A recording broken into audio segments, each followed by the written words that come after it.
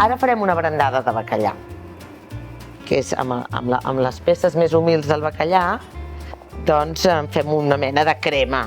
Llavors el que fem és confitar el bacallà amb uns alls i ja està, és una brandada molt senzilla, que en comptes de posar-hi nata, hi poso tot oli.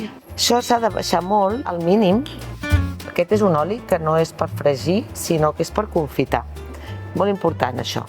L'oli en si el farem servir tota l'estona. Per això no el vull maltractar gens. No ha de superar els 80-90 graus, perquè mantingui tot el seu aroma.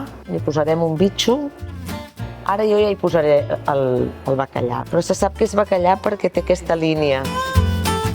Ara això ho submergeixo, veus que no tinc por de ficar-ho perquè és un oli que no crema, que no crema gens. Això de seguida el tindrem.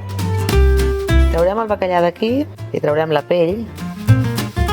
Ara el que farem serà posar-lo aquí dins i ara emulsionarem aquest bacallà amb l'oli perfumat.